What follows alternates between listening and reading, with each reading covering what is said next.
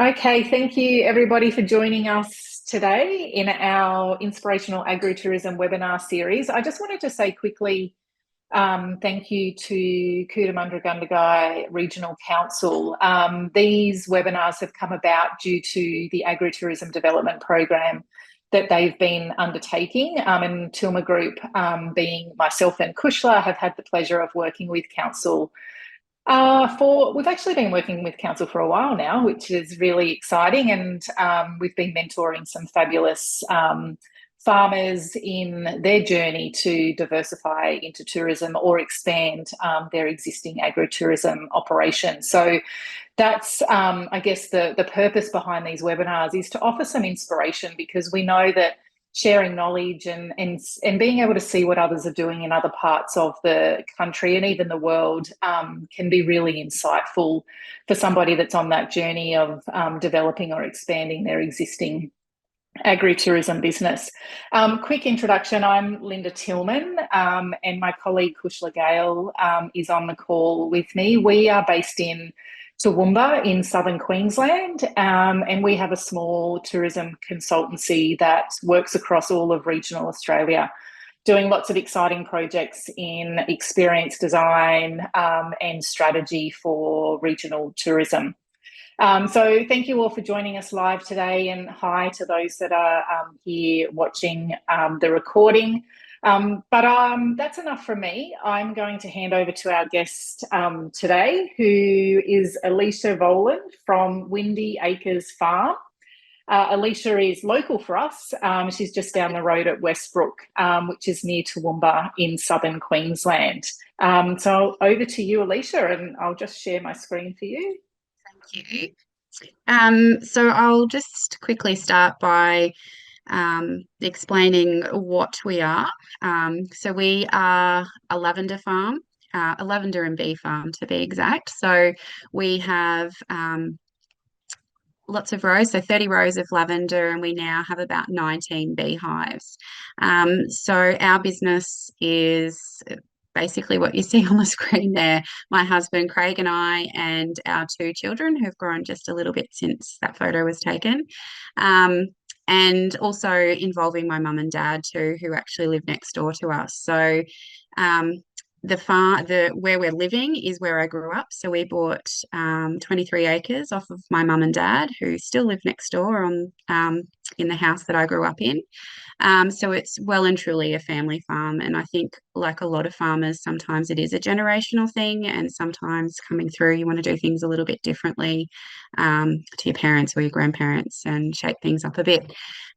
So when we did buy the 23 acres, we decided that we wanted to do something with it. We were spending a lot of money buying the land, so it wasn't just sort of going to sit there as a bit of a hobby.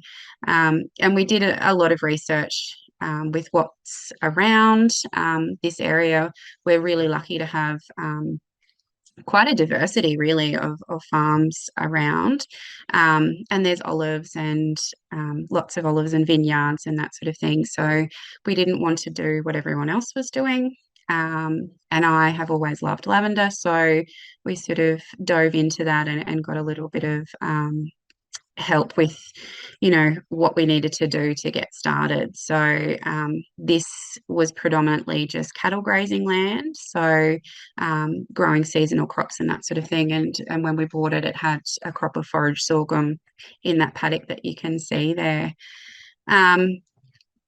So yeah, a lot of groundwork. We started in the midst of COVID, which is not an ideal time to start a business, but we had plenty of time at home to start on our business and work on what we were going to do. So here it is. This is the paddock. So yeah, lots of rain in those initial days and a lot of groundwork. So my husband is a project surveyor. So he's done all the things over the years. So he's operated excavators and graders and that sort of thing. So he likes to play in the dirt, and that's his job. So he worked the soil, and I did the research behind what we needed to do to the soil. So I guess that was a good starting point. And then we got expert help from lavender growers.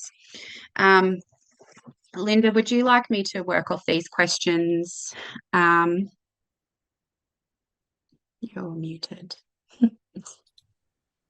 I think just go through and share the story based on your slides, and then I'll fill the Yeah, gaps yeah, with any questions. If you answer them yeah, as you're going, that's totally fine. I'm very yeah. adaptable. Okay, well, I'll just talk and you tell me when to stop talking. Um, so when we started off, it's funny because people said, "Oh, is this going where you thought it was going?" And to be honest, we really didn't have a grand plan. I knew I wanted bees, and I knew I wanted lavender, and I knew I wanted to share it with people. So, um, in a way, that was probably a silly idea, and I was a little bit naive about the way I was going to. Um, juggle my time because being in a small business, you are everything. You're the farmer and you're the marketer and you're the creator and all of that sort of stuff. So I probably was very naive when I was starting with that. So in the beginning I was kind of just running from task to task and um, with no great plan. So I really over the years have had to sit down and map out my time a little bit better with, you know, when am I going to have a farm day and be out in the field? When am I going to have a day in the office and doing the office work? And when am I going to do the bees? Like, I'm not just going to wake up and think, okay, I've got to do all this stuff today. I have started mapping out my time a little bit better. Um, so on this slide is a friend. She's a friend now. This is Bianca, and she owns Green Bee Communications. Funnily enough, it's a grand story. So when we first started, um, I wanted to share everything. Like we were so excited. We just wanted to share everything that we were doing. And I made the conscious decision to start our Instagram and start our website and start our Facebook pages before we even had a plant in the ground. So that dirt paddock just before, that's when I started all of our social media posts, which seems ridiculous. But I wanted to share with people from the ground up, literally, what we were creating and what we were learning along the way. And it sounds really silly to say now, but when I first opened our Instagram account, I was like, okay, I need people to follow us. And I don't know, I don't have a marketing background, but I want people to follow us and I want people to see what we're doing. So I started following other people and I started following other farms in the area. And I know this is no great influencer um, advice, but I typed in bee and this Green Bee Communications came up as an account, and I followed her and I saw that she was doing marketing.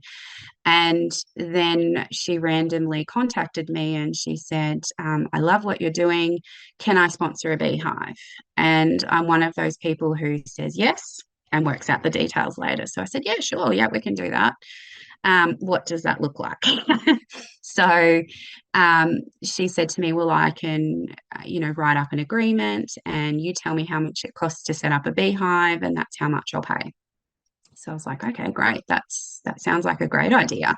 So she drafted up the agreement that we still use now. I worked out how much it would cost to set up the beehive. She worked out the details of what she would get out of it and what we would get out of it. And it's become a mutually beneficial arrangement for all of our sponsors. So basically, what happens is they pay a one-off sponsorship fee, and they get to choose the color of the beehive, and they get to choose the name of the bee, the queen. Um, Bianca's is called Queen Green Bee. And we put their logo on the side of the hive. So we have Green Bee Communications, we have Antara Yoga Studio in Toowoomba, we have DMC Constructions, we have Creative Canine Dog Grooming, we have Maggie Moo Music. So they're all different. And the only stipulation is that we don't have any of the same type of businesses. So I recently had another early childhood music program who wanted to sponsor the hive. And I said, look, we already have Maggie Moo Music. If you want to sponsor it as a family, that's fine. But we're already supporting this particular business. So, and they understood that.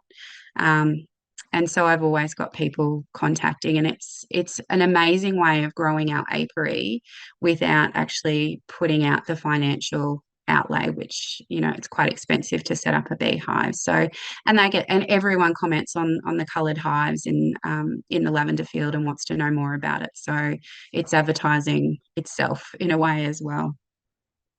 Um, so on to the next one. Yeah, so here are some of our hives. So we have Be Well Aromatherapy. We actually have a couple of families that have sponsored the beehives as well.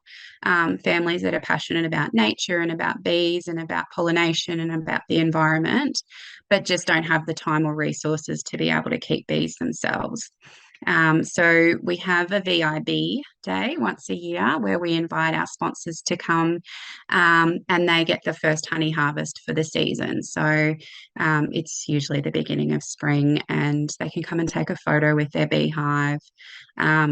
I'm not sure, Kushla, whether I think it happened after we last saw each other, but I have a beehive sponsored by a little old lady from the Gold Coast, and she comes up quite regularly. And she has sponsored a hive in memory of her Maltese Shih Tzu who passed away. And she brought the ashes of her little dog up to take a photo with in front of the beehive. So it's really meaningful, and she's got a spot to come and visit Princess. So the hive is called Queen Princess because the dog's name was Princess. So it's really lovely, and it's a nice story to tell, and a constant reminder in the paddock of what we're doing, connecting people as well. So that's a big part of what we're doing. We're trying to create a community. So by sharing on social media what we were doing from the very, very beginning, people grew with us. They saw everything that we were doing, and it's like they got to know our family. And like my kids were quite little. My little guy was only 1 or 2 when we first planted the lavender. So they've watched my children grow up as well. And our whole family's involved. Like I said, my mum and dad live next door. So the bottom picture there is both of our families, mums, dads, sisters, brothers, nieces, nephews. They all came to help us plant the lavender, all 10,000 plants. They said they'll never do it again, but they were all there, and it was the beginning of February. So it was stinking hot and quite backbreaking. So we appreciate it, but they've got their place in our story as well, which is beautiful. And we all talk about, remember the day when we planted the lavender? So that's our immediate family. So we often talk about ourselves as a family farm, and I think that makes us quite personable too. Then we have our farm family. So this is a photo. Craig's at the back there. I'm in the middle. Our little guy Noah at the front. And the 2 girls on either side have been instrumental in helping our farm grow. So Holly with the beige coloured shirt, and that's a single photo of her too. So she jumped on board fairly early on. It's quite serendipitous how things happen at the right time. And I know you shouldn't run your business by that, but it is quite funny. So after we'd had our very first open day, we opened up to the public. I got a letter in my mailbox from Holly saying that she always wanted to be a lavender farmer, and could she do a school-based traineeship with me? She literally dropped into my lap, which was amazing. So we took her on for 2 years, and she completed her certificate 3 in agriculture, and was just an amazing part of our little family. And yeah, she is now like another daughter to me. So absolutely hard worker. And if you've got high schools in your area, this is a great resource to have, because if you find a really good hard little worker, there's heaps of government benefits for taking on a trainee as well. And you do have them locked in there for their 2-year traineeship. Unfortunately, Holly decided to go and work for her family business when she finished her traineeship, but she still comes back and helps us with events because she is part of our family. And then the other young girl that we have there, she's actually one of my good friend's daughters. So she's 15. She plays representative hockey during winter, but likes to keep fit during the other months. So our off season is winter, perfect for her. She doesn't have to work in winter, but during spring and summer when she's not playing hockey, she's in the paddock doing some fitness. We call it paddock fit. So there's lots of walking and lifting and running, and she keeps really fit. So having some young people to help us, like we wouldn't have been able to grow and get to this point without those young people. So definitely worthwhile looking into traineeships as a way of helping out and growing. So this is the kind of thing that I was sharing with people in the early days when, we had three little sprigs of lavender when we were building our shop. And pulling out millions and millions of weeds. So I've got people who say all the time, "Oh, we've been following you from the beginning. We feel like we're part of your family," and that gives me the warm fuzzies, because that's what I was trying to create. I was trying to create a community of people where everyone felt like they belonged. And we have such a beautiful space here, and I'm well aware of the fact that not everyone even has a backyard, let alone an open space to enjoy. So if we can provide that for people, then that brings great joy to us. On to the next one. Okay, so this is where I feel like I've done okay. So creating connections and opportunities. And I think it comes back to the fact that when people approach me to do something, I just say yes and work out the details later. So when Kushla said, Linda contacted me at the beginning of the week and said, "Can you do Tuesday?" Yep, sure. Let's make that work.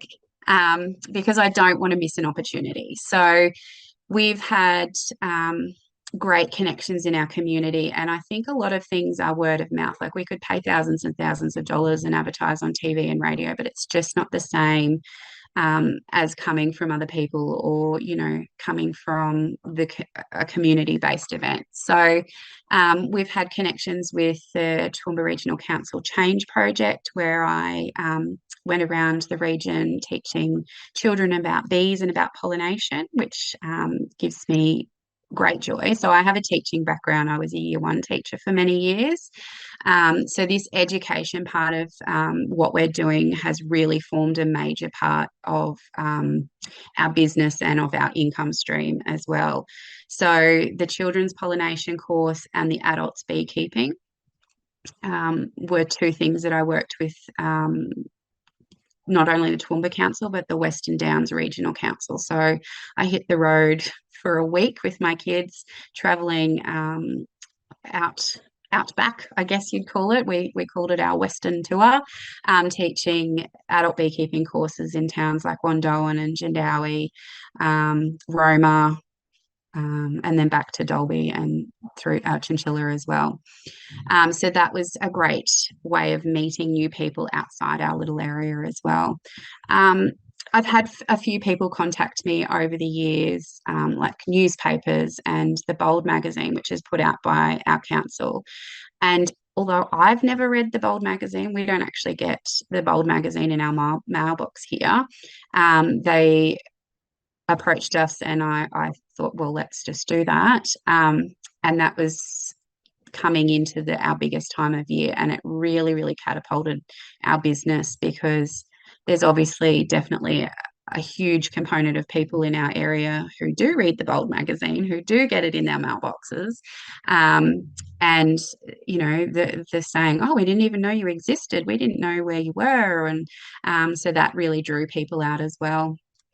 The other thing that I really like to do is connect with other businesses and artists in particular. So down the bottom there, that shipping container is actually our on-site shop, because we didn't have a huge amount of capital when we were starting out to build a big, luxurious, air-conditioned shop. So we bought a dodgy, beat-up shipping container and made it work.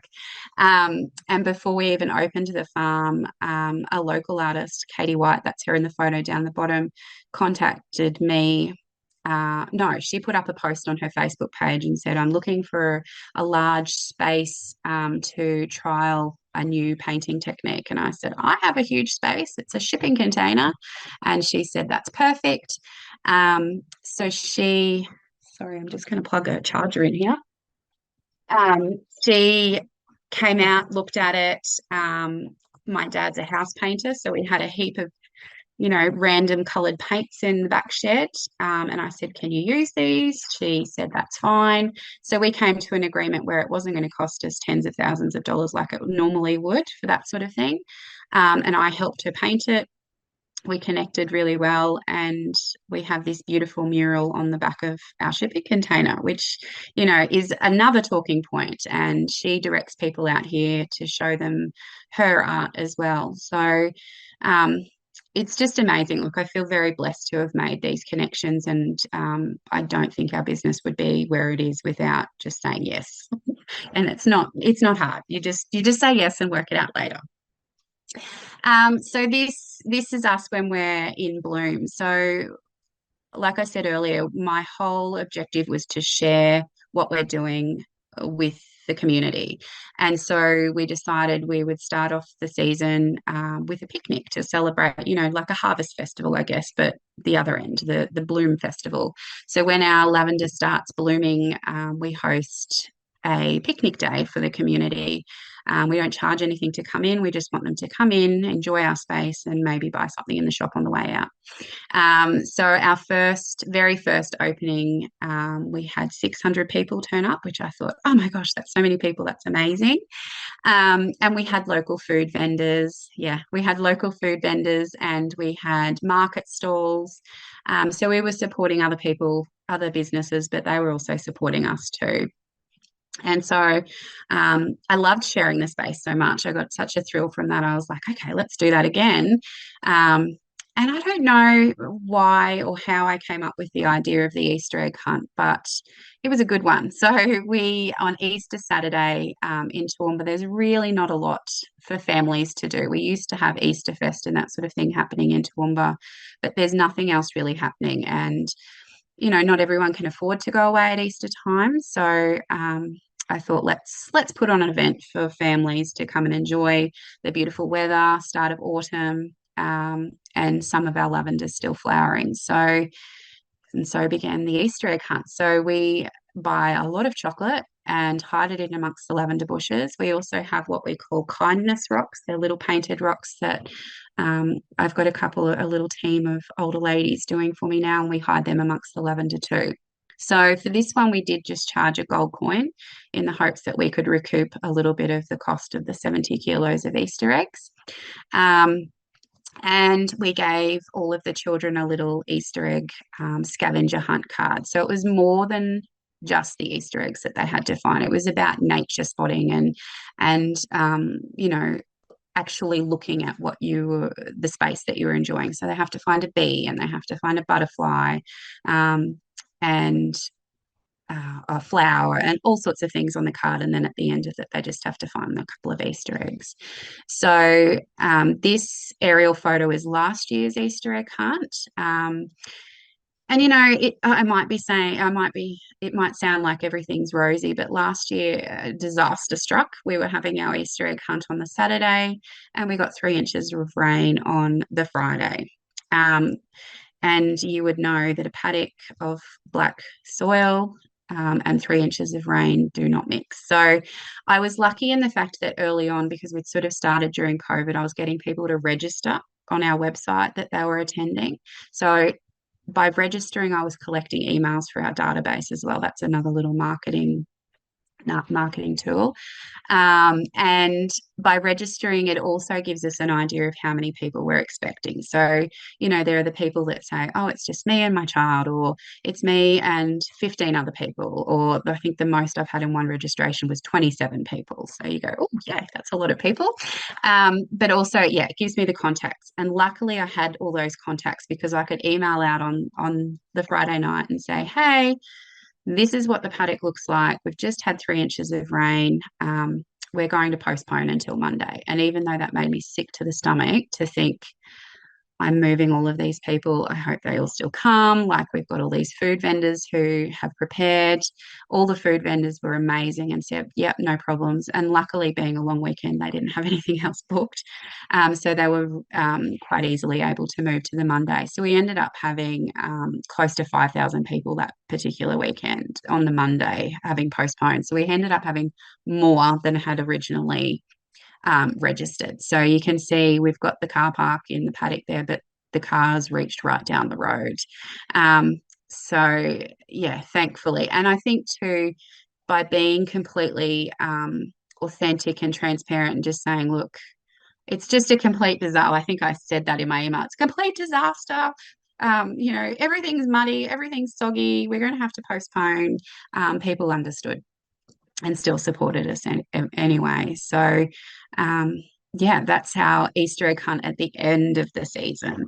But then throughout our season, which lasts from September through till April, we have other things that we've got happening as well.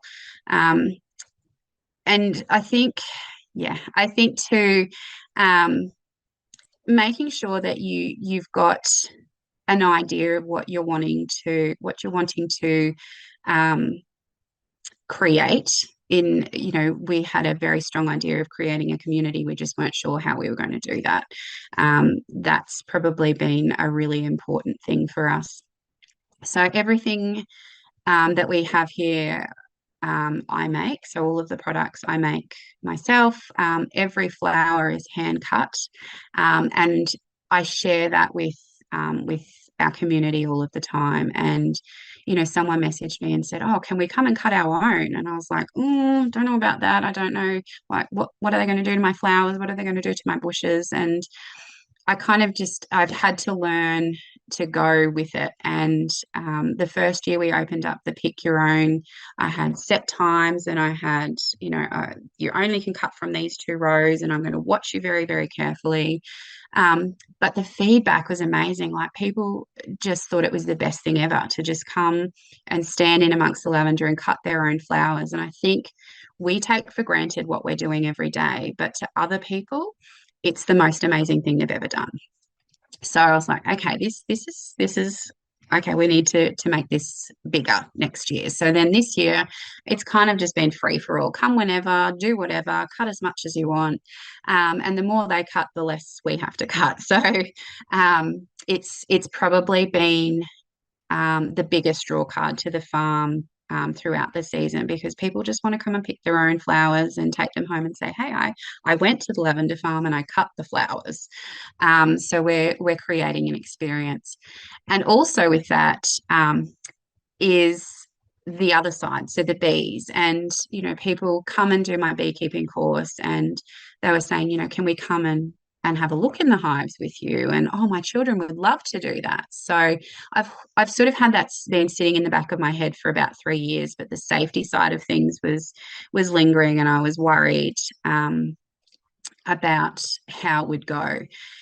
So we started off with all of the creative classes first. So we have a floristry class. And it coincides with our Toowoomba Carnival of Flowers. So the last 2 weeks of September, when we've got lots of visitors to the region, when everyone's talking about gardens and flowers, we have our creative classes. We don't have any flowers on our lavender, but we have our creative classes in the lavender. So we have children's classes, art classes, and this year we're going to have a few different things as well. So then I brought in the sunset yoga. So that's my friend Jess down there. Again, I'm going to sound a little bit hippy dippy, but I had a dream about doing yoga in amongst the lavender, and I messaged a friend and I was like, right, I had this dream. This is what we're going to do. And she said, oh my goodness, I have this friend of mine who's just starting her own yoga business. And that's how I met Jess. And she's actually become such a good friend of mine. So yeah, sometimes the wildest ideas become the best ideas. So that's how we started our sunset yoga in the lavender, which is also a way of connecting with nature and connecting with the earth and connecting with yourself, which is what we're all about. Then in the middle there, sorry, just go back one. I've got our children's beekeeping, the children's beekeeping, which I've just started. So I went out and bought lots of little suits, capped it at 10. Being early childhood trained, I knew that I could wrangle the little ones. And so we had 4 of these, I call them children's honey harvest experiences. So I had 4 within an 8-week period because they were just so popular. So 5 children at a time, aged anywhere from 3 to 15. They come and open up the hive with me. We talk about what we're going to see in the hive. We talk about safety. We talk about how the bees are going to communicate with each other. And I ensure that all the children feel safe and all the parents feel safe doing it. I checked with our insurance, which is that's actually a really big thing to think about starting an agribusiness, is finding an insurance. Like there's plenty of farm insurances out there, but finding an insurance that's got a massive public liability payout. Excuse me. So we actually had to engage a broker, and he's never insured a lavender farm before, so he had to do his work. But just making sure that you've got the absolute top tier in public liability insurance, because anything can happen. We have uneven ground, we have animals, we've got the works. So just check that out and be sure. Yeah, so checked all that. I have a liability waiver that the parents sign for that as well. I don't like doing it, but I feel like the parents that are booking their children in for this expect it, and they're not surprised when I say, you know, this is from the legal team, and I do need you just to be aware of the risks. So that's a really big thing. And then all the parents sit in our covered area and watch us over in the beehives, and then we take some honeycomb and share it for morning tea. So the parents were sitting under the covered area, and we'd come back and they'd be like, "Are you doing an adult's honey harvest?" So next season, I'm going to bring in a family honey harvest experience. So mum, dad, the kids, grandparents, they can all come in one session and enjoy it as a family, much like they would do if they'd go to the zoo, because it is a little bit of a zoo here sometimes. So that's something that I'm looking forward to. This is only new. So I had a wedding planner contact me about hosting weddings in the lavender, and I didn't want to organise all that, and I just said, yeah, sure. And then she brought a team of photographers and florists and everyone, and they've done some staged photos, and we now have our first wedding set for 2025, which is exciting. We also host heaps of photographers, and like I said before, our mundane, our everyday is actually some people's dream. So even if you've got cattle or you've got old rusty sheds or machinery, don't be surprised when the photographers start messaging you and saying, "Hey, can we just come out and get a photo in front of that?" Because it's different to having a photo in a studio. So we have lots of family photos. There's maternity shoots. Our biggest draw card are actually the pet photographers. So our pet photographers come from the Sunshine Coast for their early morning, and their clients come with them from the Sunshine Coast for a sunrise and a sunset photo. Yeah, mind blowing, I know. And then we charge for that, obviously, and they'll come and have, you know, a coffee in the coffee van, or then buy something in the shop. So that's all additional. Yeah, let's not forget to keep it real, because not everything's smooth sailing. And I share that with our community as well. So this year we have not had a great flowering season. And, you know, it's so disheartening when people come out and they go, "Oh, where are all the flowers?" And part of educating people, and I think it's something that we have to do as farmers and as, you know, agribusinesses and for agritourism. If they're coming to our farm, then we need to teach them about what we're doing. They're coming to enjoy our space, and obviously they want to know more about what we're doing. So after I feel sad about the fact that there's no flowers for them to enjoy, I then explain to them, you know, this is a seasonal lavender. This isn't like the lavender in your gardens, and it only flowers this amount. And, you know, we just didn't have the rain this year. And they're like, "Oh, but it's rained nonstop since December." Yes, but we actually needed the rain in winter and in spring for our flowers to grow. "Oh, but you've got irrigation." Yes, we do, but it's not the same as the nitrogen in a good storm. And people don't know this. And even people who are avid gardeners, I don't think are fully aware of growing on a large scale. So I always see the opportunity to educate people, and I stand on my soapbox a bit when I come talking about honey, but I'm going to talk about that now.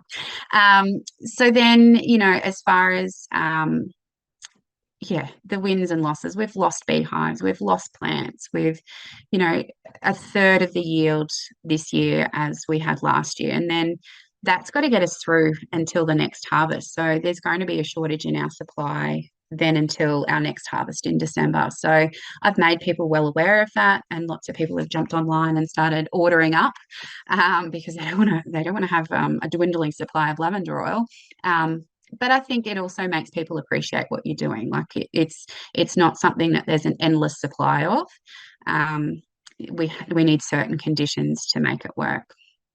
So I think that's also important, sharing that with your community. Oh yeah, that's how I feel sometimes.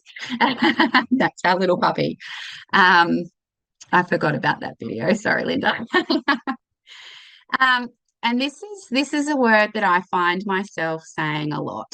And just like this little lavender bush, we need determination in small business. And sometimes, we look at our bush, this lavender bush in particular, and I looked at it and went, "You're dead." I'm pulling it out. And then there was this tiny little bit of green growth. And there is always light at the end of the tunnel. You just need to maybe reroute and think about alternatives and um, just of different ways to do things, and just persist. Like it's probably really easy to just throw up your hands and say, "Yep, I can't do this anymore." But if it's also the place where you live, and you put in all the hard yards now, just keep going. You just have to find another way, and explaining it. Like, that's the great thing about social media. People love a good story. They like a good sob story too. So just saying, this is what's happened. It's not the end of the world. We will come back bigger and better. Um, and yeah, you just keep going. I was going to say, whoopsies. I was going to say um, about challenges, and I've just written some notes about this. Um, if you're not positioned and most farms are not positioned in a geographical, physical place where there's high traffic, like you're not down the main street of Toowoomba. We're not down the main street of Toowoomba, sorry, with traffic going past all the time. So you sort of have to get very creative with the way that you're putting yourself out there. And if you are doing an agribusiness, I'm guessing that you're on a farm, and you might be rural, you might even be remote. So you need to think about ways that you're going to draw people out to you. And connecting with visitor information centres is a really, really good start, because if people are visiting your area, that's going to be their first port of call. And also, locals that live in the area, sometimes they think, "Oh, we've done all the local things, wonder what else there is around our region," and that will be the place that they go. So we've connected with our local visitor information centre, and they actually even stock our products. So people can buy our products there, but they've also got leaflets, and they send people out to us. So we just keep them up to date with our opening hours, and about the events that we're doing. And yeah, they always send people out to us, which is really lovely. I just wanted to quickly talk about the weather. And that's something that is a huge part of what we're doing, because we're dealing with the elements all the time. And being farmers, my mum's made the joke that I've become a grumbling farmer. I complain when it's wet, and you complain when it's dry, but you kind of just have to roll with the punches a little bit, and explaining that to people. And it comes back to educating people on how the weather affects you, um, and on good seasons and bad season. I think sometimes, yeah, people just are oblivious to the fact that, 3 weeks of heavy rain is not going to be good for lavender, but, a good storm here and there will be. So no matter what you're doing on your farm, I think it's important to tell people how the weather's going to affect you, and that, you might have an event planned, and it might need to get postponed if the weather's bad, or if the sunflowers don't grow, or open at the time they're meant to open. Yeah, I think it just comes down to being really transparent with your community. Have I covered everything, Linda? Told you I can just talk. Wow. Yes, that is phenomenal. You've answered nearly all of our questions. in that introduction. We won't call it an introduction, that Yeah. presentation. I've Yeah. taken down so many dot points. Oh my God, in terms of learnings. When Kushla suggested we get you into this webinar series, she did suggest to me that, you know, you've got great ideas, you're a creative thinker, you know, Mm, the tenacity is obviously, you know, very true in terms of how Kushla described you. So thank you so much for sharing all of that. I do just want to ask a couple of questions. You've addressed the mm, challenges quite well, but one thing I'm really mm, interested in understanding is you shared a little bit of your story at the start, but were there any mm. specific new skills that you needed going into tourism? And how did Yeah. you go about actually learning those? Yeah. Great question. So I um I was never a farmer. Like I grew up on a hobby farm, but I didn't know how to be a farmer. And I don't have a background in business and in marketing. And I can teach and I can talk, but I didn't know how to do all of that sort of stuff. And also, I think I mentioned we didn't have a huge amount of capital starting this business. So it was kind of like when we've got some money, we'll put it into the farm. Like it was just grabbing from that pot and grab that pot. So I think the first thing I did was research grants, government grants, to see what was available for new businesses, agribusinesses, agricultural. And at the time, there was a business basics grant for $5,000 that was available, and there was only going to be a certain amount approved. So I didn't like my chances, but I spent a lot of time doing and preparing the proposal and my grant application. And we received that grant, which was amazing. So it was about starting up your business, all those initial things that you need to start a business. So I thought the first thing I need to do is marketing because I have no idea what I'm doing, um, and create my website, my online place to sell my products because I knew that I wouldn't have an on-site shop all year round when we were closed. So the marketing I actually did with Bianca from Green Bee, and she created our website too. So that was good for her. But the marketing course really was a moment where I had a light bulb moment. So she said to me, and I said this to Linda and Kushla just before, she sat down and she said, right, let's write down all your products and rank them from your highest earning to your lowest earning. So she said to the first thing she said to me, what's your highest earning product? Like, what's your big ticket product? And I said naively, I said, our wheat packs for $35. And she went, no, no, no. And I was like, oh yeah, but that's and she's like, no, no, you need to think outside of your retail products. Think about your farm and what you're providing and the services that you're providing. And I had soap on the board as well. And she's like, you're going to have to sell a lot of soap to get this business off the ground. And I was like, yeah, she's absolutely right. I'm going to be selling a lot of soap. So, we brainstormed and she was a beehive sponsor by then, and she's like, well, let's look at your beehive sponsorship and how that works and how much you're actually getting from the bees out of that sponsorship. So that became one of our big ticket items. So instead of my $35 wheat pack, I had my $600 beehive sponsorship, which then I get honey and I get all the products from. And then she started talking about my classes because the amount I'm charged, and I can tell you, so I charge $180 a person for my adults beekeeping course, which is a day. Um, that's a lot of soap, a lot of soap in comparison to one ticket for my beekeeping course. So I really had to start thinking about what's going to bring in the most amount of money for the least amount of work. And I know that sounds really bad, but from a business point of view, that's how you're going to start getting off the ground. So once I sort of had that in my mind, things started to move and we started having more of an income stream. And while people are at the farm doing their beekeeping course or their children's honey harvest, then they go into the shop and they buy a wheat pack and a bar of soap. So that is just additional to our big ticket items. So Mm. that marketing course was amazing, and it was really, yeah, it was really a moment where I started to really look at what we were doing from a business point of view and from a marketing point of view. And then with our website. So when we first built the website, we had all stock images on there. None of those photos were our farm.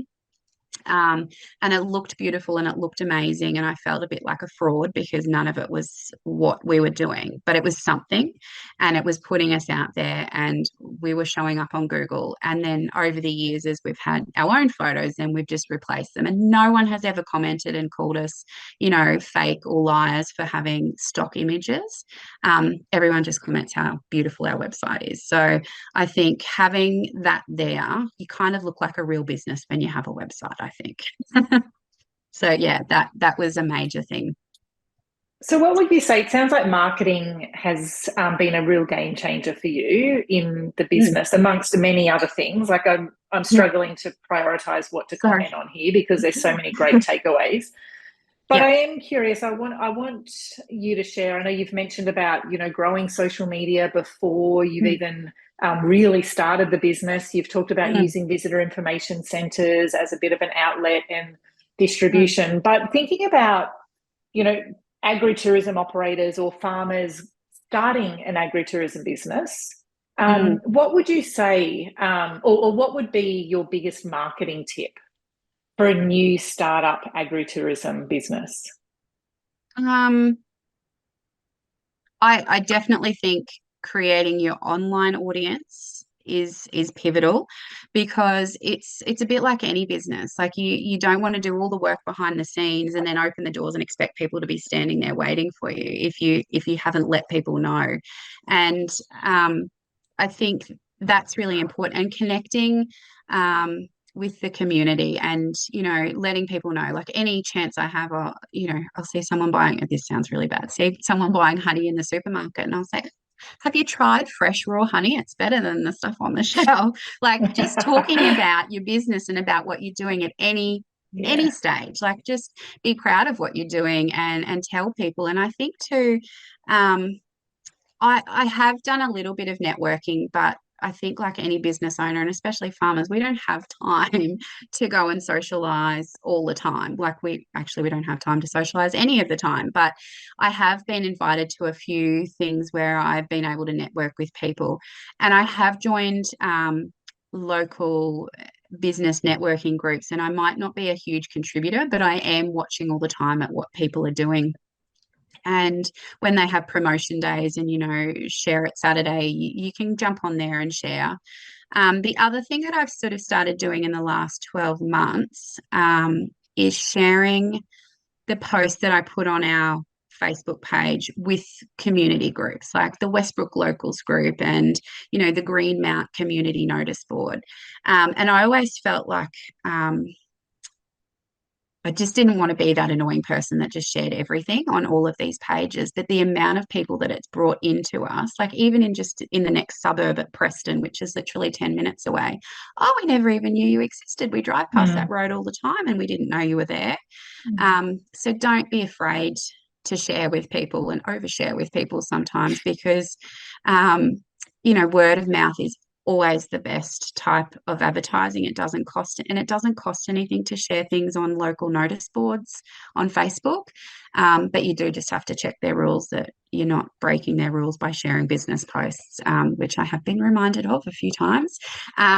But for the most part, people really appreciate, finding a new little thing and then they'll bring people that they know out. So creating an amazing experience while they're here is Mm. key. And we have lots of people who then when they have family visit, they come back over and they say, oh, this is, such and such from South Australia. And while she was here, we thought we had to show her our lavender farm, which is always really nice. Yeah. Thank you, Alicia. You're definitely a sharer, so I think you deserve to get a little bit back in those Facebook groups. Look, we've probably got time for one or two questions. So for those of you joining us live, did anyone have any questions? Feel free to unmute yourself and jump in, or if you prefer to drop something into the chat box, please feel free to do that as well. Alicia has given us a lot, so Sorry, may not I be. told you I can just talk. That was great. Hey, Tom. Yeah, I just wanted to say congratulations, Alicia. It sounds like you've Oh, thank achieved a you. whole lot in such a short time, Thank you. and having a blank canvas, I guess, in a way to get into must have been pretty daunting, and not having something established. I'm sort of lucky in that there was already something for me to work to, and the thought of having to establish it all from the outset is pretty overwhelming. So um, Yeah, amazing work. I wonder if there's any thank kind you. of is an agritourism scene around your region that you have a network with, and do they kind of refer you on? Is there a trail of some sort that people kind of Yeah, come to you it's for? interesting because I feel like it's a fairly new thing in our area. Like we do have a few vineyards. Like we've got Rosalie House, that's a restaurant. I think there's lots of little restaurants on farms, but nothing that's just providing the farm. Am I right in saying that, Linda and Kushla? Nothing that's providing a farm experience as such. So. We did just recently have an agritourism workshop, which I spoke at, which is where I met Kushla. Um, and I think there's lots of people who've got the ideas and are wanting to start something. And we got some good contacts at that, and people who are trying to do different things as well. And it would be good to catch up with them, sorry, and see how they're going. Because sometimes, people, you get so stuck in what you're doing that other people have great ideas. And I'm a true believer in, there's enough success out there for everyone. And I think, everyone does things a little bit differently. So it would be good to have other people to talk to about what we're doing. But nothing, I don't think anything like what we're providing. We have sunflower fields where people open up for a day and you can come and have a picnic in the sunflowers, or I'll cut a couple of sunflowers, but not something that is an ongoing business. I don't think. I think I'm right in saying that. I could be wrong, but not that I know of. Yeah. Were you going to say something, Kushla? Let myself off mute, didn't I? I think that's a really great point, and that idea of collaboration. You mentioned Rosalie House, which is not that close to you, but No. possibly the right market. Like it's kind of a high-end market, high-end restaurant. Mm. Interested in Yeah. wine. I think they would love your experience as much as they love Rosalie House, and vice versa. Mm. So I love Mm. Tom's idea of collaboration. I wanted to mention we host an Australian agritourism development Facebook group for that peer-to-peer support across Australia. But that's then different for than like collaborating with locals to kind of keep your tourists, moving around and spending money with everybody, which I think is a really great tactic and worth putting in the effort to try and develop that. And hopefully destination managers try make that effort as well. Mm. As part of our webinar series, we've actually got representatives from Scenic Rim Regional Council, which is another council in southern Queensland, and they've done a lot of work, to your point, Tom, around collaboration and development as an agritourism destination. So I'm really looking forward to hearing from them in terms of how they've done that to build the destination. So connecting operators and supporting operators to achieve that. So that should be a good one. And I think that's what whatever they're called now, Southern Queensland Country Tourism is trying to do in a wider area too. Yeah. Yeah. Hi, Alicia. I'm Leah Sutherland. Hi. I'm the Tourism and Economic Development Officer at Cootamundra Guide Council. So I'd just like to thank you. That was just amazing and so inspiring. Thank you. I am Thank you. absolutely a lavender fan. There's lavender in every room of my house. So, even my You need to come and visit. I know, I'm planning it now. Even my 26-year-old boys, they do something and they go, "Where's the lavender?" So, I can just sit there and I can just smell I'm thinking, oh God, I'm so jealous. It was an absolutely inspiring, really absolutely fantastic presentation. And even as you were talking, like Linda said, she's got a list of notes. I've got 2 pages of notes. And some of the notes I was thinking I could take that back to other businesses that aren't necessarily agritourism, that are struggling at the moment, that can really help them. So thank you so much. Thank you. That's And I'll really be there. kind. Okay, we're on our off season now. We just Sunday was our last day of opening. This has kind of happened at the wrong time I've of been the onto your Facebook and liked it, so I'll yeah. know. Oh, good. Thank you. Thank you Thank so you. much. Thank you. You're very welcome. Thank Well, you. look, thank you all so much. It's 6:30, so great timing. Thanks again, everybody, for joining us. I think just to wrap up, I've narrowed down 4 key takeaways for me, and one of them is your whole idea around building a community by offering. You use the term meaningful experiences, and I absolutely love that. Like, there's this fantastic video that talks about the transformational economy and meaningful experiences. And it's this reference to, we're shifting from, what was memorable experiences where people are looking for memories and capturing the selfies and all of that, to now into this world of meaning and connection where people want meaningful experiences. So you're totally nailing that, Alicia, and I love it. The other couple of points that I really loved is your approach to partnerships and connections and collaboration, working with other businesses, operators, artists. I think that totally, especially when we're in regions, we have to work with other people around us. I love that you listen to feedback and you do not miss an opportunity. If somebody mentions something about a potential experience, you're like, so next year we're offering adult beekeeping classes. I'm like, I love that.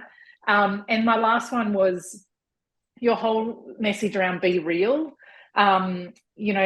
Authenticity is absolutely key. And I think that's the strength of what we have to offer in agritourism experiences across regional Australia, is that realness. It is authentic, it's real. And I think how you approach communication and education around that, like, don't just gloss over the challenges. It's like, that's part of your story.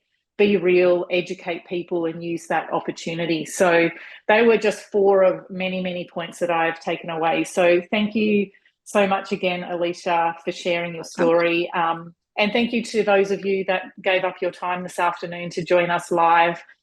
We will share the recording with everybody, so feel free to share that around. And as Kushla had said, if you would like to join the Facebook group and connect with other agritourism operators across Australia, we have the Australian Agritourism Development Facebook group, which you can find with our friends at Facebook. But thank you, everybody. Have a lovely evening and keep up the great work. We'll see you next Tuesday. Thank you for the opportunity. I just wanted to say I do see all of these things as opportunities, and connecting with other people too. So thank you for the opportunity to pop on here. Our pleasure. Thanks, everyone.